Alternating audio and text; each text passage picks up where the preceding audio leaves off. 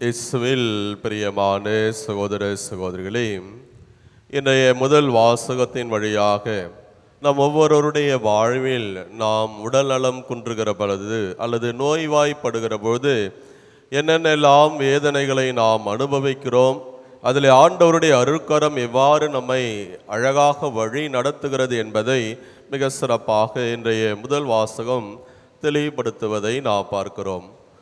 நோய்வாய்ப்படுகிற போது 3 காரியங்கள் எல்லாருடைய வாழ்வில் நமது நடக்கும். முதலாவதாக, நாம் எப்பொழுது நோய்வாய்ப்படுகிறோமோ அப்பொழுது நம்முடைய இருத்தல் அல்லது இயக்கம், ஒவ்வொரு நாளும் சாதாரணமாக நடைமுறையிலே நாம் டெய்லி செய்யக்கூடிய காரியங்களிலே ஒரு சுணக்கம் வருவதை நாம் யாரும் அறிந்திருக்கிறோம்.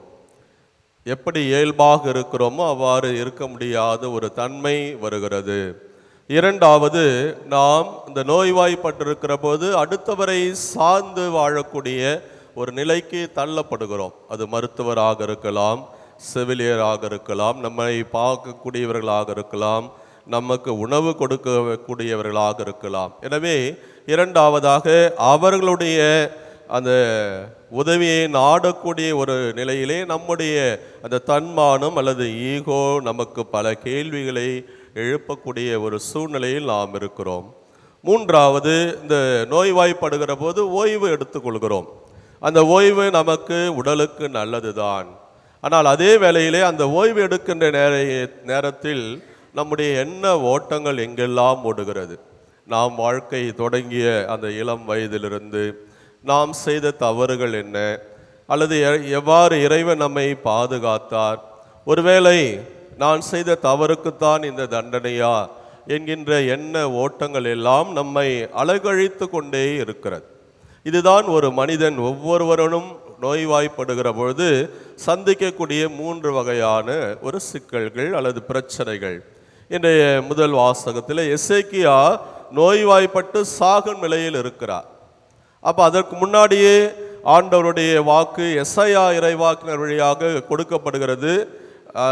நீ உன் வீட்டை சரி செய்ய வேண்டும். அப்போ சரி செய்ய வேண்டும் என்றால் அவருடைய காலம் ஒருவேளை நெருங்கி வருகிறது, ஆண்டவர் அவரை தண்டிக்க போகிறார் என்ற ஒரு எண்ணம் வருகிற வேளையில்தான் வேதனையோடு துன்பத்தோடு ஆண்டவரை நோக்கி அவர் கூக்குரல் இடுகிறார். அத்தகைய ஒரு சூழ்நிலையில் ஆண்டவர் அவர் மீது இரக்கம் கொண்டு அவர் நலமடைவதற்காக அத்திப்பழ அடையை கொண்டு வந்து அந்த பிளவையின் மேல் வைத்து கட்டுங்கள். அப்படின்னா ஒரு பெரிய காரியம்.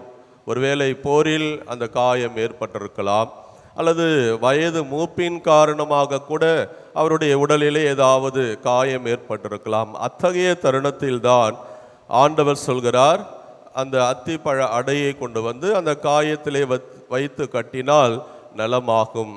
இவர் வேதனையோடு ஆண்டவரை நோக்கி முறையிடுகிற பொழுது ஆண்டவர் அவர் மீது இரக்கம் கொண்டு இன்னும் கூடுதலாக 15 ஆண்டுகளை ஆசீர்வாதமாக கொடுப்பதைத்தான் இன்றைய முதல் வாசகம் நமக்கு தெளிவுபடுத்துகிறது.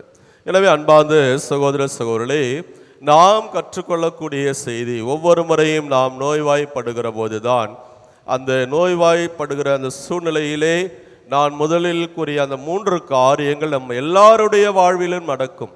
ஒருவேளை ஆண்டவருடைய அருள்கரத்தை நாடுவதற்கோ அவருடைய பிரசன்னத்தை தேடுவதற்கோ அத்தகைய ஒரு நாட்கள் நமக்கு ஒரு பெரிய வாய்ப்பாக நாம் எடுத்துக்கொள்ள வேண்டுமே ஒழிய, கடவுளுடைய சாபமோ அவருடைய கோபமோ நம்ம மீது வருகிறது என்பதாக நாம் தவறாக குற்ற உணர்வுக்கு நாம் போக வேண்டிய அவசியம் கிடையாது.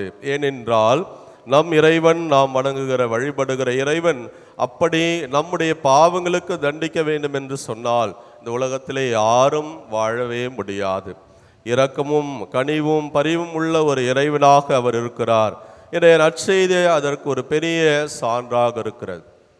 ஓய்வு நாள் சட்டம் என்பது அது மனிதர்களுக்குத்தானே ஒழிய சட்டத்திற்காக மனிதர்களா அல்லது மனிதர்களுக்காக சட்டமா என்ற ஒரு கேள்வி வருகிற போது அந்த மனிதத்தை தான் ஆண்டவர் தூக்கி பிடிக்கிறார்.